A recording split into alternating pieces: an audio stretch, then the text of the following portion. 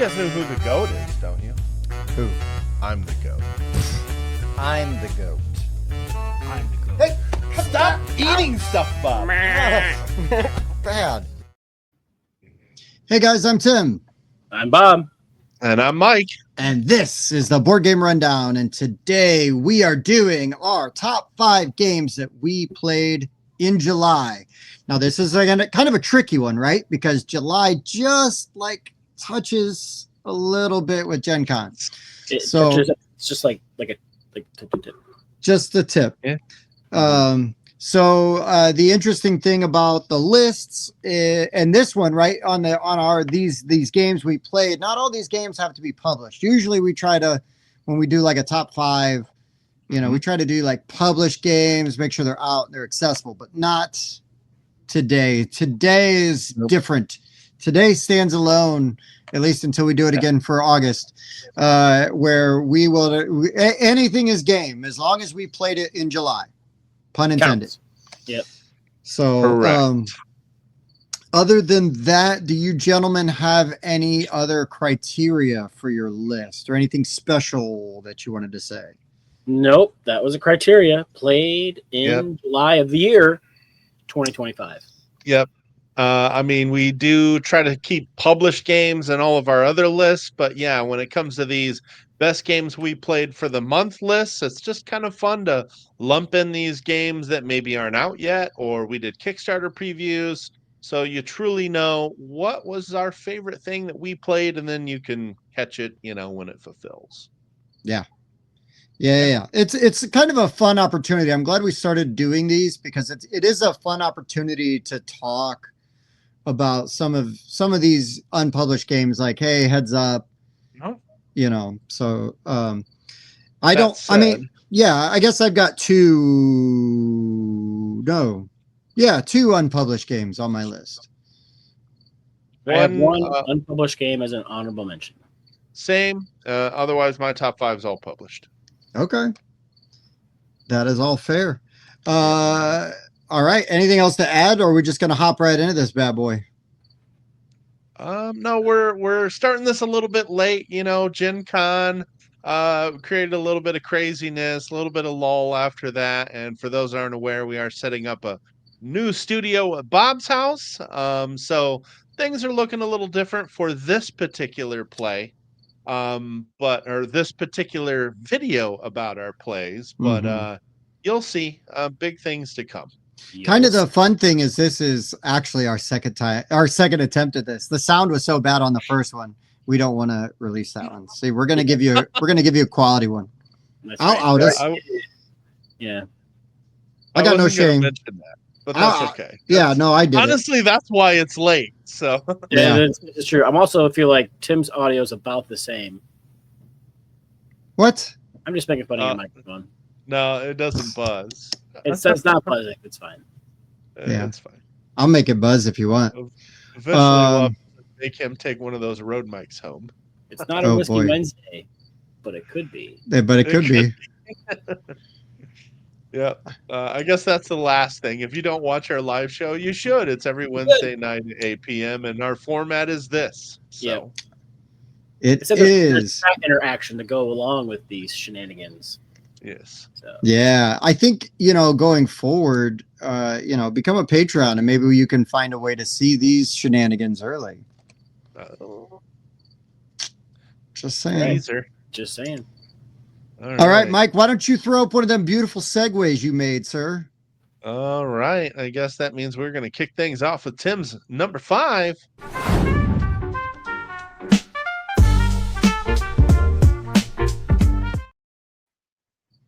All right. My number 5 is the first of 2 unpublished games.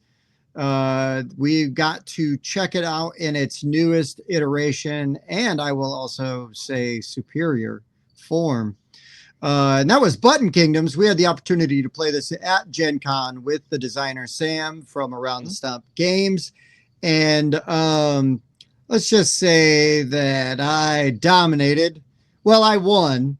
You won. I beat Sam by 1 point. Yeah, dominate.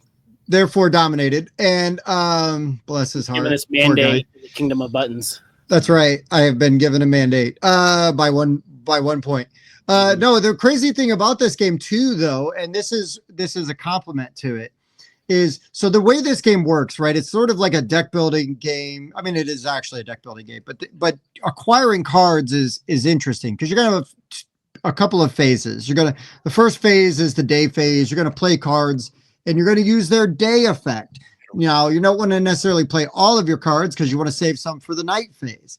So then once you've played all your day effect cards and you've resolved them, you're going to go to this bazaar phase, not like weird, but like a market. And in the bazaar, you're going to have these chips where you're choosing to either try to buy a card or sell a card or maybe steal a card. There's a couple of different things you can do there. And so the thing is that when you get to sell the card and multiple people want to buy it, you get to choose who you sell it to.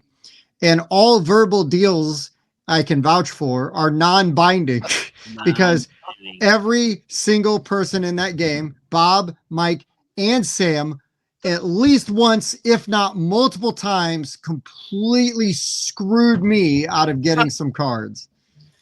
In other words, you mean we helped you win? Because otherwise, you bought those cards and you would have. You saved me from myself, I guess. Thank you for stopping me. It's all about perspective, Tim. For my poor judgment.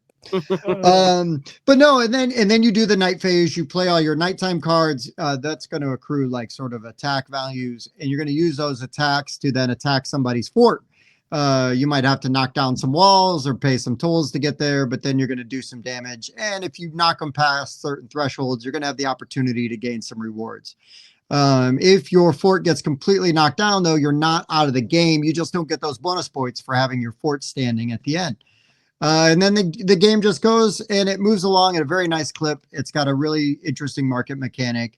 And is a lot of fun, has amazing art. And I enjoyed this game the first time around, and I really believe that he made it even better with some of the changes and additions that he made with some of those market actions and the way that some of that stuff plays out. So had a great time. Thank you, Sam, for asking us to do that, because otherwise I probably wouldn't have played Button Kingdoms over Gen Con. I mean, I would have gone by and seen it and been like, oh, hey, how's it going? But no, because he asked us and we were like, yes, let's do that. That sounds great. And it was awesome. So Button Kingdoms, my number 5. Indeed. Great pick. We met Sam at Origins last year, honestly, just because the game was on the Origins preview and the description of the game sounded really cool. He sent us a pre-production copy to cover for his Kickstarter. And I just love how unique this game is compared to other deck building games. Lots of player interaction. Lots of kind of double think when you're figuring out who you're going to buy cards from. Very, very fun. Well, and the table talk and the negotiating, right? Like that's fun. Yeah. Even when your friends open faced, lie to you and just stab you in the front, it still was a good time. And again, that was sort of my point. Like my testament is to the game, the quality of the game is I was even competitive. Even if I hadn't won, but I was still competitive, being blocked from buying some of the cards that I wanted. But thankfully my friends were looking out for me and stopping me from making bad decisions.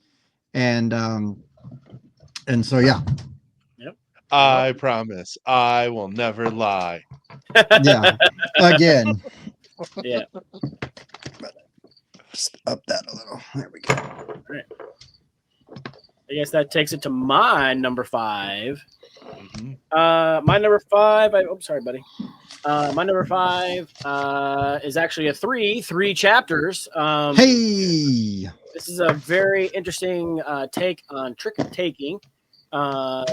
3 different segments as you're playing. You have the first chapter where you are actually doing a draft of all these cards. These cards all have numbers on them, but no suits really. They do have some tags on there, and you'll be using those tags to try to get bonus points, because you get 2 points for taking a trick with the highest one, but you can also earn hearts and diamonds, and those are going to be worth points too, depending on who you play them with and how the cards interact. Like if you have the big bad wolf out there, and then somebody plays Little Red Riding Hood, you're going to get points, right? There's Belle, there's Beast. That's French, but that's what that says. and you get hearts if you play them together. Try and because find English. they're love. Yeah, find some English ones for you. And then also, though, the other interesting thing is after you play your trick, instead of usually the person who wins the trick takes all the cards and collects them, you're going to take your card back and kind of put them in this little tableau. And chapter 3 consists of seeing how those cards interact with themselves. So you have like 2 opportunities to try to get those cards to trigger and interact and earn a bunch of those little tokens that then become worth points. And see who has the most points at the end. It's not even necessarily who took the most tricks. So it's a really interesting take on trick taking. Indeed, it is. It is one of my new favorite trick taking games. And we it did it really well. might have some crossover because we play games together. We do. We do. We try not to. Just kidding. Yeah, unfortunately. I actually played this at the Amiibo meetup this past weekend. Oh, I heard. Nice. Yeah. Yep. Excellent. All right. All right. So let's talk about another trick taking game with a very interesting twist. This was reprinted and then released at Origins, and I'm talking about Mythical Dice. So this was originally Skull King Dice, and they rethemed it and came up with this version, Mythical Dice. So much like Skull King, you are going to start by drafting dice equal to the number of rounds and typically play up to 8 rounds, meaning in the first round you'll have 1 die and in round 8 you'll have 8 dice. Before you even roll them, however, is when you're going to simultaneously put your bid in for how many tricks you're going to take. Then you roll your dice when it's your turn to play into the trick. What gets clever about this game is that you have some colors that only have numbers on them. So like these red dice, for example, only have 5, 6, and 7s on them. But the browns, the greens, and the blues, they have these white flags and they have these mythical figures on them. Mythical figures beat all numbers, but 2 of those sides have the white flag, which are an auto loss. So there's actually a 33% chance on the best dice that you can actually still lose the trick. And I just love that sort of, you don't know exactly what's going to happen until you roll the die. It's not like you're holding the 50 card in 3 chapters, which is the highest one, or you're holding the ace of spades and you know it's going to win. You hope that mythical die is going to win, but there's no guarantee. And when you combine that with Skull King's scoring, it just works so well for me. I played this at Origins. I played it again over at Bob's house, and I really have a blast with this one. I enjoyed it so much that I ended up picking it up at Gen Con. I heard about you guys enjoying it so much that I bought one, but I haven't played it yet. And mine's been like sitting up here, kind of making sure it's on stage ever since I picked it up. There you go. Yeah, it's just really good. I love the element of dice trick taking. Can't wait to play this one more. All right, so that wraps up our number 5. We are back to number 10 for number 4.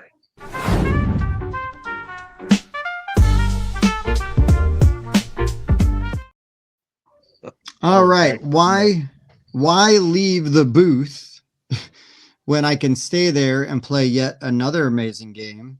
And I'm talking about Last Command. So when I say the booth, Ty was sharing a booth with Sam at Around the Stump at Gen Con and at Origins. And so we discovered this game at Origins, and we were lucky. We got a review copy. Bob bought a copy, and I've played this game multiple times. I've taught it to a few people. They have enjoyed it. I know Bob's taught it to several people. They have enjoyed it. I know that some people that watch the show heard us talk about it. They bought it. They've enjoyed it. So, I mean, like, clearly we were right? I mean, and in this game, it is a head-to-head deck building game where you are 2 capital ships battling it out. And unlike sort of a Star Realms, which I'm sure you'll be like, oh, it looks like Star Realms. Yes, but on your capital ship, you have 3 different systems types. So you're going to draw cards from your systems deck and assign them to those systems. You're going to play energy to deploy them, and you're going to get an effect when you play them. And then you're also going to, if you want, draw cards from your personnel deck. And you're going to be able to man those different systems. And they're going to have tags that you can line up, and they're going to allow those systems to trigger again in another phase. And also they might have some abilities for when you play them. Then where this game really shines, though, the best thing about this game is that instead of like your normal market where there's just like 5 cards out and you're going to just hope I got enough power to buy a good one, or, you know, like that one's still around because I really need that card to go with everything else that I've got going on. No, that's not the case here. There is a market available for each systems card and each type of specialist card. Right. So, you know, if you've got like the tactical system, you know, systems or your engineering, like those are all available to you. So you're going to be able to buy one. What'd you say, Bob? I say, tell Mike to go back 2 picks. Oh, you see the table, see that table spread. One more. There you go. There you go. Yeah, because there's a deck for each crew type of member, right? You have an engineering, a comms, and a tactics. And then on the far side of the board over there, you've got 3 decks, and you put 2 cards from each one. And so you have 2 different engineering stations, 2 different comm stations, and 2 different tactic stations. So no matter what you're looking for your ship, you got access to it. You've got a lot of options, which is really nice. And then you keep those cards in separate decks, right? You keep all the systems cards in one deck, and all of your personnel, your specialists, your crew cards in another deck. And so that way you choose which ones you want to draw. Because when that deck runs out, you got to wipe the board and get rid of all the cards from whatever deck that was. And then you shuffle, and then you finish drawing up. So that's also how you kind of refresh and get new systems in play. You can play over top, but there's times where you might want to get a card back so you can get that play ability. Playing it gives you an effect. Yeah. Yeah.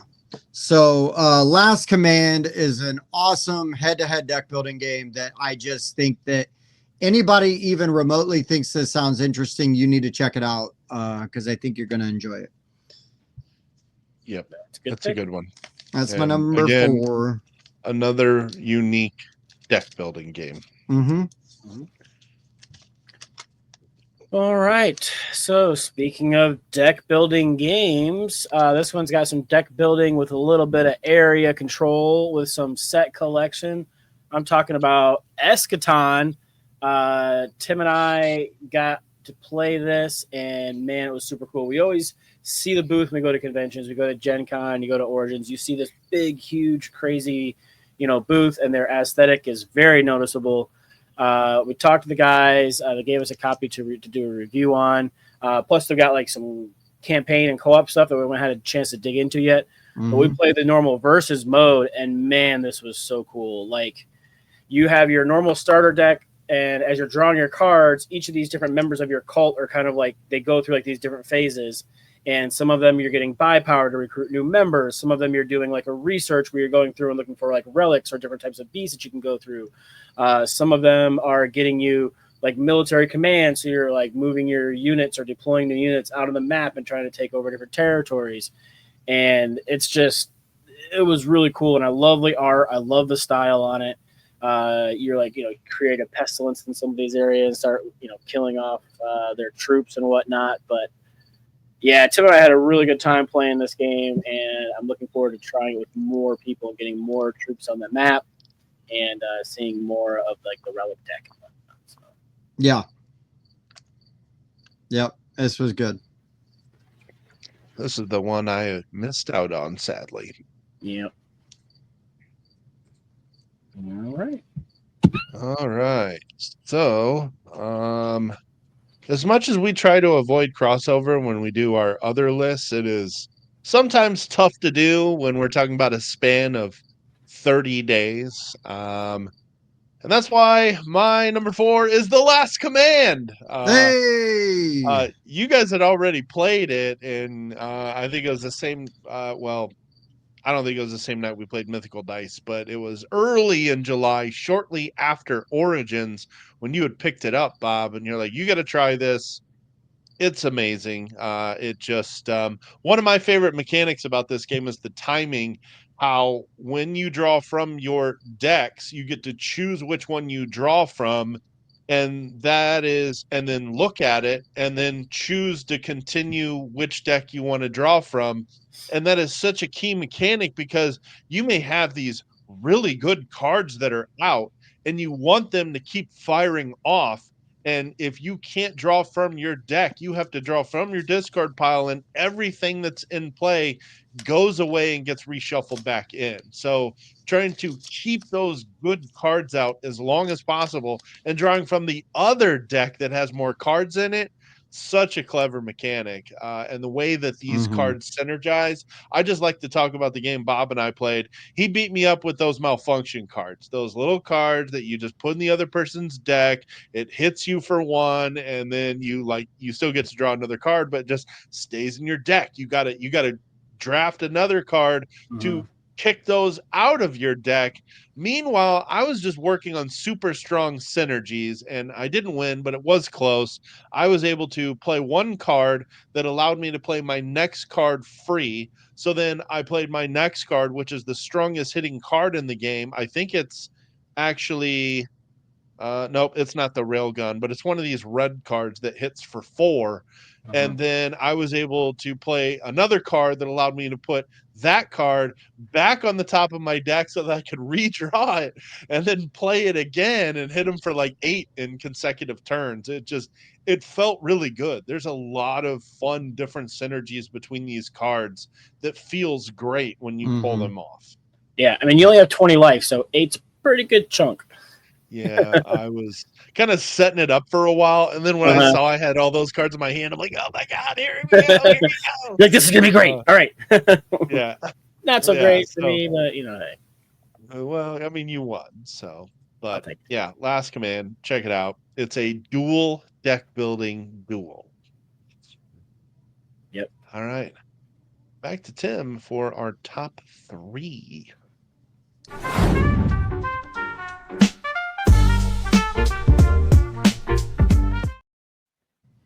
All right, top 3 was kind of a no-brainer for me. My number 3 game. I'm a big fan already of Trick or Treat Studios and what they do. They put out some actually really good horror-themed games that aren't just like, oh, hey, we've got the IP to whatever.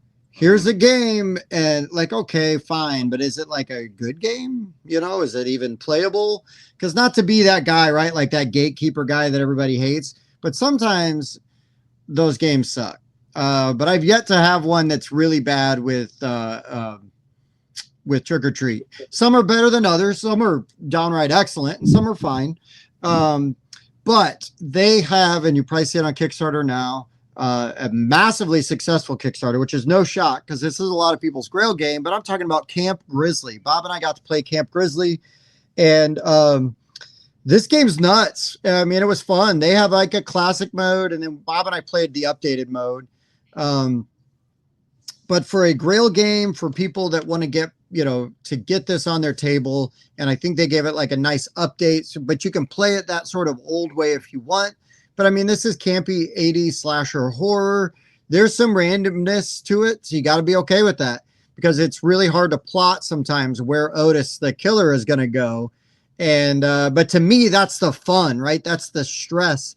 Bob and I really good at co-ops together. When we're on a team in a co-op, like look out, we're pretty solid most of the time, unless we're playing Guards of Atlantis. When then Bob doesn't do the plan. But for the most part, we do really well. And in this one, we were like planning out like stuff. It felt really optimal. And then just bad things kept happening. And then the really cool thing, though, is so as you're running around trying to get these different items so that you can trigger one of the end events, and you're going to have to pick which one you go to. They're like scattered out through the 4 corners of the board. You're gonna grab those items, and you're going to try to get there. And hopefully other people get there with you. Because when you go to resolve it, anybody that's there is going to participate sort of in that resolution of the event. And anybody not there is not, well, they're not there. So if that resolution goes really bad and all those people involved in that lose, then the person that didn't go actually wins, and survives, and vice versa. So I thought that was interesting. I think it's fun. It's an interesting dynamic. For me, it scratches sort of like a certain itch. It's not like super thinky. You're going to try to optimize some things, but I mean, you just kind of have to roll with it and let the chips fall where they may sometimes. But very thematic, super fun. I think they did a really nice job of recreating this game because the vibe was there, right? And I had a really good time playing it. Yeah, it was fun. It was it's just cool because like you can see the speeds right there. So you start with a normal speed. Well, I guess that person doesn't, but my character did. As you take damage, like you slow down until you're almost dead, and then sometimes you're faster. Yeah, you're just trying to like outrun them. And the way that those final events kind of trigger and shake out was really interesting. Yeah, some fun stuff. Like really funny to read the other ones. Like the one we did, we checked out the one we did, but then, and we just had a pre-production copy, so it wasn't like we had everything for the game. But the samples that they provided, they were all pretty funny because we're reading them and we're like, oh my god, like that would have been nuts. So really excited for that, and can't wait to play a finished version. Yeah, and this Kickstarter's doing very well. Still a lot of time to go, and over 280K raised. This was long out of print, so a lot of people have been waiting for this one. And I'm happy for those guys. I think it's a really nice team that works over there. Really nice people involved, and you just check them out if you're curious. The Halloween game's excellent. Texas Chainsaw Massacre is excellent. I haven't played my Antiques Go show yet, but I'm looking forward to it. Nightmare Productions is really good. I mean, they got a lot of really good stuff over there. House of a Thousand Corpses is really good. Yeah. All right, Bobby. That takes it to my number 3 already. Tim and Mike were so close because Last Command belongs at number 3. Like Mike said, it is a dual deck building duel game. I love that concept of having 2 different decks. I love you only have 3 cards in your hand, but you're choosing where you're drawing each time. You can look at see what cards you get before you choose where to draw your next card. Sometimes you want to leave systems or crew members in play as long as you can, so you can keep triggering certain effects. But when you do have to draw for empty deck, they're all going to get shuffled in with your discard pile, and then you're going to choose. Then you're going to draw off the top of that deck. The fact that no matter what type of build you're going for, you have access to those different types of cards. It comes with some really cool player mats to help you track everything, and they fit inside the box. It's just really fun. I've talked to some I'll just say random people at the meetups, and they've enjoyed it as well. I taught Mike, obviously he had a good time with it, and Tim and I, we liked it so much that I bought my own copy of it while we were at Origins. So don't sleep on this. You see it, you're gonna think Star Realms. When we looked at it, we're like, oh, that's okay, so it's like a Star Realms kind of spinoff. No. The only thing that it has in common is it's in space. I mean, I don't want to sound like a jerk or whatever, but we almost kind of played it as a favor for Sam, because Sam's like, oh, you should check out Ty's game. All right, yeah. Because I might have just walked by this and unfairly judged it. Absolutely. And so that's why I feel like it's so important now to just really stress to people how good it is. Do not sleep on it. If you look at that player mat right there, you can see. You could see. So there's 5 different tracks technically. So on the top track, you've got where you're tracking how much money you have. You've got the big track where you're tracking your health, and then your stations below each have power. Because in order to play different stations to those places, you have to spend battery power to get them into play, and you play crew members down in order to charge those up. And you can only have 3 crew members per slot. So you get that filled and you want to play something else. You might have crew members you like there, but you can't play anybody else down. So you're going to have to scoop them up so that you can put more people in play. It's just a lot of good decisions that you have to be making in there. And I love those malfunction cards. Because somebody they want to draw a card, Mike's like, I want to draw from the system deck so bad, but there's 100 malfunctions in there. Yeah, love it. So Good stuff. All right, Mike. All right. So time for some more crossover, but this is the best trick taking game I've played in a long time, and it's 3 chapters. This game is very, very good. I like how tight the scores are. I like how differently you can strategize each time. I have won by just taking the. I love how you start with a draft, and so you see the cards that are in play. I've never seen a trick taking game start with a draft, and then giving you these abilities that proc if other cards are in the trick, and so you're trying to draft cards that work off of the other cards that you know are already in play, and like taking one card that works off of the big bad wolf and then letting somebody else draft the big bad wolf. um but yeah, you can win this game just by taking tricks. You can win by getting the most gems. You can win by going heavy on heart strategy, a mix of all three. It just provides a lot of replayability depending on the cards that are in the game, because you don't use them all. And whether you want to go heart, gem, or trick taking strategy, losing tricks can legitimately win you this game if you have the right cards. And I just think that makes it very, very good. So, Yep. good pick. Hard to avoid this one. I mean, we reviewed it. But we gave it great scores. I gave it a 9. I not even sure why I didn't go higher. I just can't even find anything I don't like about it other than it ends too fast. But like, that's great. Let's play it 3 times in a row. Yeah, You no know? kidding. Let's No play best kidding. of 3. Mike, The I 3 also chapters of 3 chapters. I also love that you're such a cheerleader for this list that you told yourself good pick on your pick. Good job. Well, I think Yeah. you were saying I picked it. Oh, and that was a good pick. Yeah, right. yeah. Oh, But, okay. That's but right. no, also good pick, Mike. There you Good pick, go. Mike. There you Yeah. go, Mike. Ooh, There you break go. your arm trying to pat yourself. Woo! I'll make, Woo, it's I'll make tough, sure I get buddy. that in for the next 2 as well. It's tough, buddy. Hey, Mike, good pick, dude. All right. No, thank you. Thank you. I appreciate that. I don't think I'll have any crossover with you guys for the next 2, so that's something. You're No. wrong. I don't think so. You're wrong. All right. We'll find out when Tim tells us his number 2.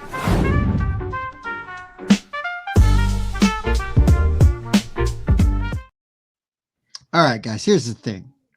Sometimes there's a kind of game that you really like, but you're picky about them because it's got to be good if they're going to, oh, there's a new kind of this game. It's like a game a style you really like. Let's just, for example, because Mike just talked about one, like trick taking, for example. I love trick taking games. Yep. Hypothetically.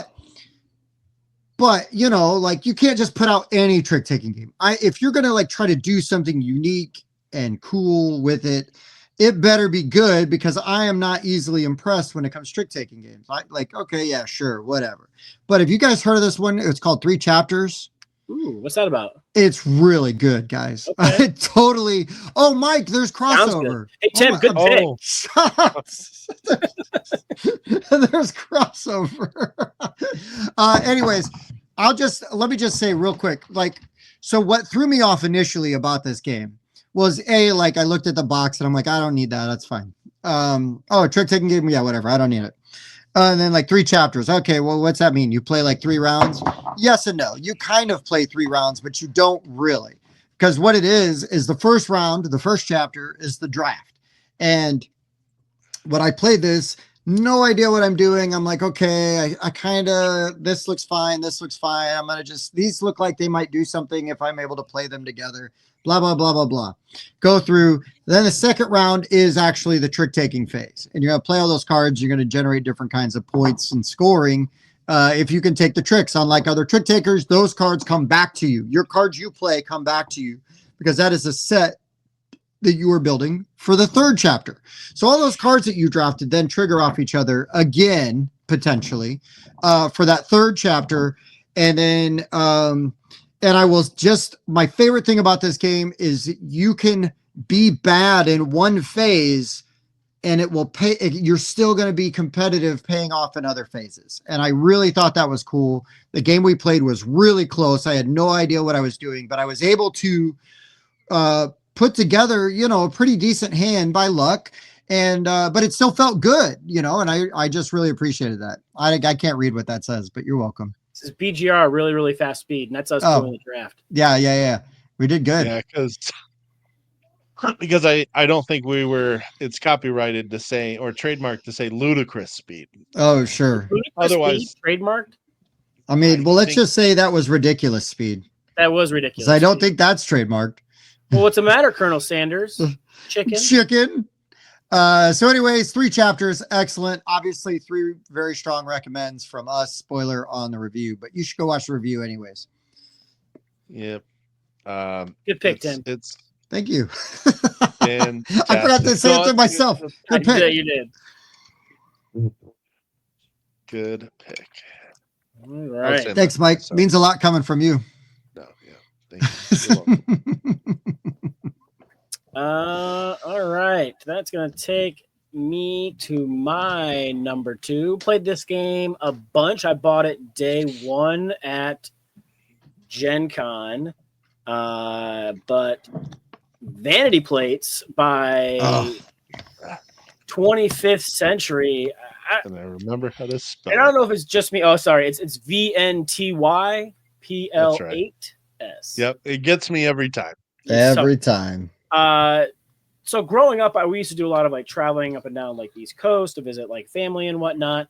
And every time we would see a vanity plate, we always tried to like interpret it or figure out who had it, this and that. And this is another one of those games in that vein where it's like you're going to get a card that says who the owner is, whether it's a sci-fi lover, horror lover, a teacher, like huge stack of random people. And then you have a requirements card. So everybody gets one of each. You have to write a plate using just capital letters and numbers and no spaces or vowels. And then you're going to put it face down, put your owner card in the middle. Everybody puts their owner cards in the middle, add some red herring cards, shuffle them up, and you're going to flip them all over. And one at a time, you're going to reveal your license plate, and everybody else gets basically one guess to be the first person to guess whose that plate belongs to. And I mean, it's a little thinky. So, I mean, it's kind of a party game, but you do have to think a little bit to be creative and come up with these plates. Mhm. And man, though, my brain loves those puzzles so much. And then trying to, put together what other people are trying to convey. There's a game like this called Road Tripping, but you're in teams and you're given what you have to write down. And so it's not as, I want to say, creative because they're telling you what to write. This one here, you have a wide, you can pretty much put almost anything you want as long as you're getting it to relate back to Mhm. owner. And yeah, this was a good pick. This was a good pick, Bob. Good I did pick. play this again at the most recent Meeple meetup, and it went over pretty well. And people were like laughing at how bad they were at it, but they were still having fun trying. And yeah, it's a good time. It is a lot of fun. It makes you feel clever when you come up with those plates and people Mhm. pick them out. I suck at the guessing. I just got to be faster at it, or I need to like memorize the cards better.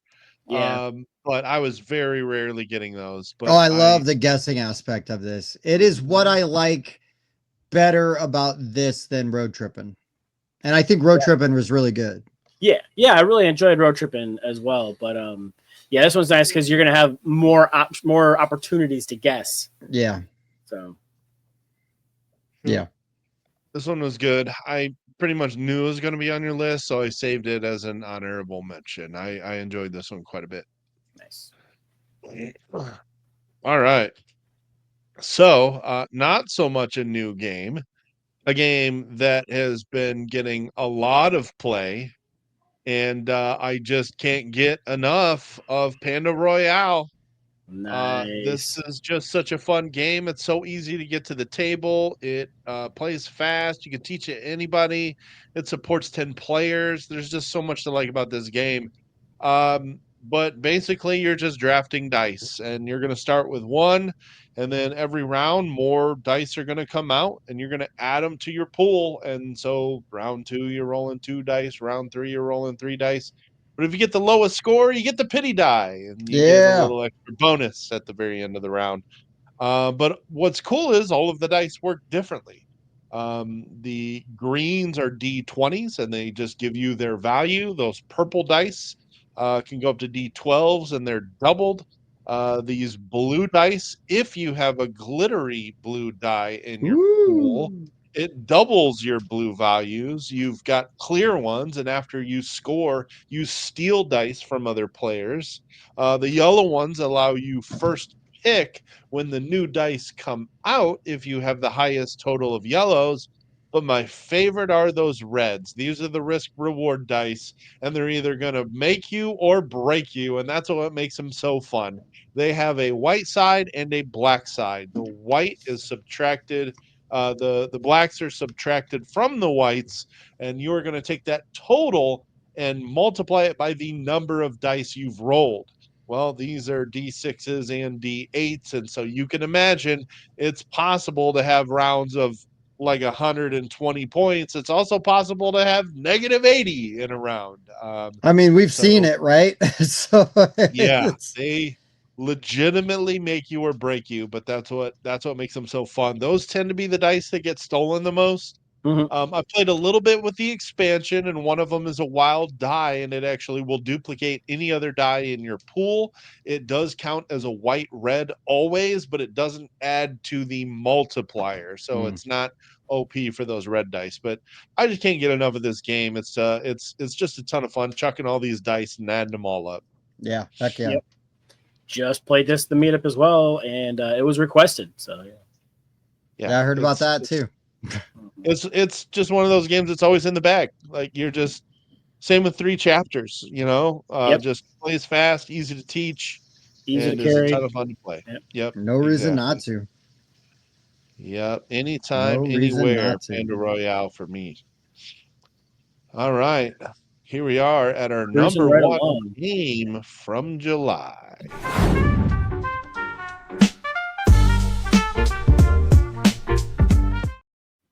Okay, look, everybody knows Bob and I have been friends for a really long time. And because we've been friends for so long, there's nothing I like more than getting to tell him that he's wrong. Mhm. Because he's wrong because he has Eschaton ranked way too low on this list. Eschaton is, by an apocalypse, my favorite game that I played in July. Like Bob said, it's a really unique, darkly themed deck building game with territory control. And not since Tyrants of the Underdark have I encountered like a deck building territory control game that has just sucked me in and like just makes me want to play it. And I just keep thinking about this game. The art is great. The vibe, the feel, and the mechanics are really cool because each card has like at least one, but potentially more phases that it will activate in, right? So you're going to start in like one phase and it's going to allow you to do X. And then you're going to go to the second phase and then it might let you do, this, and then you can do that. So you could be buying cards, you're getting currency basically to buy cards. You could be deploying troops or moving troops on the board. You could be drawing from that relic deck, which might have minions in there, so you don't even have to buy cards because you're getting some cool minions out of there. This game just is awesome. I can see where it could be really swingy and there's definitely some luck involved, but I don't care because I'm having such a good time playing this. It is a static market. So unless like a pile runs out, and we didn't see it happen in a 2-player game, but I guess it could happen. It's a static market. So basically all the cards are available to you if you can afford to buy it. And then it's sort of got that variable ending. So you're gonna have a few events and then like a cataclysm, and then a few events and then a cataclysm, and then a few events and then the apocalypse.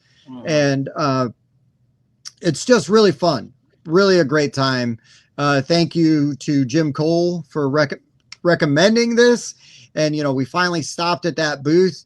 And had they not given us a copy, I probably would have just bought one because I've been so curious about it for so long. And I'm really looking forward to trying it out with the expansion and also the co-op version. So, Mike, we're going to get this on the table with you again real soon because I am champing at the bit to play this game. One of the things that we both failed to mention is that it's got a really interesting calling mechanism where you're calling cards out of your deck, but you're still getting points for them. And yes. Again, like Tyrants, right? Like Tyrants, exactly. Yeah, so it like took aspects of Tyrants and that we enjoyed, and just did more with it. So Yeah, really good. Love the art. There was a guy who commented on our video, and I forget what card he said it was, but he wanted that artwork on the side of a van, like a 70s Ooh, yeah. van. Like a there's mural a of lot it. of artwork on there I wouldn't mind decorating stuff with. No doubt. Yeah. No doubt. All right. All right, Bobby. That's me then. Wow, I'm not used to being seconds. Weird. It was the Armageddon card. The Armageddon card, nice. So that would be this one. Yeah. Not the one I'd pick for side of the van. Not saying there's anything wrong with it, but there's so many cool like Well, characters. but Bob, what you don't like see is it says free candy and like bad black spray paint right underneath it. Exactly. That one So gets you me every know. time. Yeah. Wait a minute. Is that King's Landing? Is this the end of the Game of Thrones? Yeah, I feel like Spoilers. it. My bad. All Pick right. a season of Game of Thrones. I feel like it could apply to about any of them.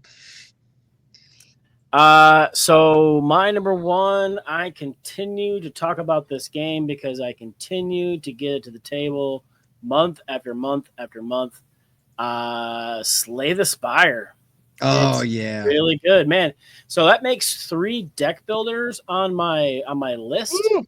But man, this one cooperative. We were doing really Hey, well. I had 3 deck builders too. Yeah. We actually finally got to beat Act 3 a couple days ago, so that was super cool. Our decks were really good, man. I had like the ninja chick, and I had this The one monk. ability where I get to gain defense for every time I scry, and then I had those third eye cards where I was paying 1 to gain 2 defense, then scry 3. So for 1, I was gaining 5 defense and scrying 3 cards. And then I had some of those cards where if you discard them while scrying, you do a bunch of damage to them anyway. And man, that was great. Yeah. Cherry was on good. top. Yeah, it felt really good. And we just kicked the crap out of it. And one of the nice things about this is like, so we played through the first act and we had 3 people. The next week, one of the guys couldn't make it. And so I just kind of like took notes as to like what upgrades that we got. In case he came back for the 3rd week and still wanted to jump in. We didn't want him to have like a subpar kind of deck. Mhm. And so he came back. He to play for the 3rd week for the 3rd act. And so we let him do like the gain your 2 upgrades, choose one of these cards, and here's your potion. And away we went. And man, it was a good time. So yeah, it's just done really well, cooperative, beating people up. And I like how each character has their own specific deck that you're building out of, Mhm. and it makes them super asymmetrical and different. So Yeah, I just taught my 13-year-old daughter this over the weekend, and she really liked it. And it felt so good to get this bad boy back on the table. Not gonna lie, this game's so freaking good. Yep. We're all a fan. It's a great game and a really good representation of the video game, except that you can play it with your friends. Yeah, also true. Or Bob. And Hey, this game also has some of my favorite coins in a game. I like how the edges fantastic. are weathered. Really nice heft to them, but those weathered edges, just really nice touch. makes them like look authentico. Fantastic coins. Mm. All right, so I guess I got to wrap this bad boy up. If you know the kind of games I like, then you should have no surprises here that I absolutely loved my first play of this game, even if it was an ideal player count. And we're talking about Hot Streak. I need to get this damn game. It's so much fun. We need to get this damn game to the table again is what needs to happen. Wait, Mike, before you can say it, good pick. Please continue. Oh, yes. Thank you. I agree with you. But Hot Streak is a newer game from CMYK. Currently, from what I know, you have to order it directly from them, which is what I did. And this is a race, and you're betting on it. And, I'm a huge fan of Ready, Set, Bet. So when I heard about this, I'm like, this sounds awesome. Well, you got these 4 goofy-looking mascots. You're going to lay out all of the cards that are going to move them forward. Some of them move them backwards, some of them move them to the right and steer them off the track, which may actually cause them to get disqualified and not finish the race and finish in last. But you're going to lay out all these cards. Everybody's going to get 3 cards that also are movement cards. And then looking at all this information available, you're going to grab bets. And it is a snake draft. So you have all these bets available. You can bet on individual racers. You can also bet on whether or not somebody will be disqualified, kind of a wild card bet deck that you can grab from as well. You can also flip the bets over, and there's a more risky side to them where if you're wrong, you lose some money, but if you're right, the payout's a whole lot better. And so you're snake drafting these bets, meaning if you're the first person to pick a bet, then the last person to pick a bet picks 2, and then that first person is the last to take their second bet. Then you're going to take one of your 3 cards, add it to the movement deck, and then the race runs itself. You just lay out all the cards, move the racers, see what happens. And then it's so you much count fun. up your money, and you do that 3 times and see who ended up with the most money. I love the chaos. I love the components. The board rolls up into the box. So much fun, so well made. The meeples are hilarious. They're great. Yeah, it's awesome. Are those Fantastic. meeples still? The figurines, the minis, whatever they are. Yeah. They are very, very well done. And really considering like how well done this game is, like component wise, it's relatively inexpensive. I mean, this is a $40 game directly from the publisher. So yeah, it's fantastic. I cannot wait to play this game. It's just a lot of fun to play. Yeah, I was really, really happy when you brought this because I was like, what the hell is this? And just looking at all the mascots, I'm like, I kind of got to play this. And then you unroll that board, right? The track. And it's like, oh, here we go. And I look forward to playing with more of the chaos, right? More people, more bets. Yeah. And some of that. But even at 3, it was absolutely hilarious. And I love games with chaos. And this had it in spades. So it's a good one. Yeah, we just need a bigger player count next time. Yeah. But yeah, I love this game. I can't wait to play more. Well, Mike, that was a solid race to the finish line with your number 1. Yeah, I'm on a hot streak, some might say. Why don't we recap? We'll just go 5 through 1 real quick for anybody that just wants a really fast recap, and then we can say our goodbyes and whatnot. But so my number 5 was Button Kingdoms. My number 4 was Last Command. My number 3 was Camp Grizzly. Number 2, 3 chapters. And my number 1 was Eschaton with a big fiery comet. That's all right. My number 5 was 3 chapters. Number 4 was Eschaton. Number 3 was Last Command. Number 2, Vanity Plates. And number 1, still slaying the Spire. Yeah. My number 5 was Mythical Dice. Number 4, The Last Command. Number 3, Chapters. 2, Panda Royale. And number 1, Hot Streak. Hot Streak. That's great. I love these lists. Yeah, me too. It was a fantastic month. August is going to be weird when we do ours. It's going to be the tail end of Gen Con. Actually, like the meat and the I was going to tail say the meat. It's good for me. It's going to be the meat of Gen Con. We did do a favorite games played at Gen Con list, though. We did. We did. And so hopefully you guys have managed to play some more games since then. And here's a teaser alert. There might be some unreleased games on my list next month. We're also going to have 3 days of, well, 1 day, but 3 days for Bob and I of Grand Con on the August list. Ooh. So August is going to be stacked. 2 conventions in August. So good stuff. 2 conventions and a meetup for me. Yeah. There you go. And I played, please hold, real quick. Holding. Back. Holding. 1, 2, 3, 4, 5, 6, 7, 8, 9, 10, 11, 12, 13 games played at that meetup on Saturday. So Hell yeah. not chatting. I mean, yeah. I really want to say that this year has been a very exciting year for me in board games. Like I've just found some like genuinely new favorites that I think will have some staying power and that are going to get played a lot. My top 50 is going to get shook.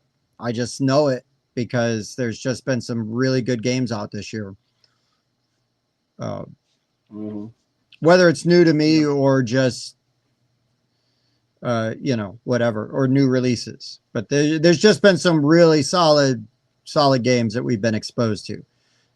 Or you mean some 2024 releases that we played for the first time this year? Also true. Also true. Yep. But yeah, I'm really excited. I love doing these lists. It's a really good opportunity for us to kind of share kind of the current games that we've been playing. So please let us know, what are some of the best games you played last July, not a year ago, but just this July, most recent. Also, give us a thumbs up, like, subscribe, ring the bell. I could ask this at the top of the video, but somebody complained. So I'm going to say, hey, if you made it this long, maybe consider subscribing, because thank you. Hopefully you had a good time. Yes. We really appreciate it. Join us on Whiskey Wednesdays, where the whiskey is optional, but attendance is mandatory. We do a live stream, and that is the three of us. We have a beverage, whether it's water, sarsaparilla, or maybe whiskey, and usually a guest, and we do a random top 5 topic that usually the guest picks. And so we've got some really good guests coming up, and I feel like we could say that every week. And we also interact a lot with the chat, so be sure to drop in, let us know what you're thinking, hit us up on Discord, all those things. Find ways to support the show. Your time. That's like the best way. There's other ways you can support us, but your time, your thumbs, and those likes, they do a lot.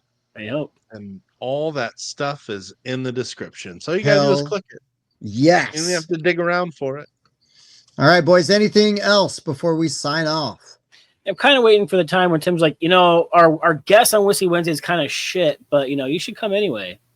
Yeah, I'll do that one time. I know when I'll do that next. I already know who I'm going to say it about. All right. Wow. That's it. Figuring out who we control. Oh, I can't wait. No, yeah, that'll be awesome. It'll be fun. And they'll know that I mean it with love, and they're terrible. No, it's awesome. All right, boys. Well, thank you so much for taking some time to do this list with me. Thank you, everybody, for watching. And until next time, for the Board Game Rundown, I've been Tim. Bob. I was Mike. Keep playing games. We'll see you next time. Do you like to party? I do like to party. I also like to party. I like to party. A 7.3. This is a great party. Repeating. We should party more often. Heating. I do like to party. Okay. I also like to party. I also like to party. I like to party. I like to party. We should party more often. Okay. This is a great party.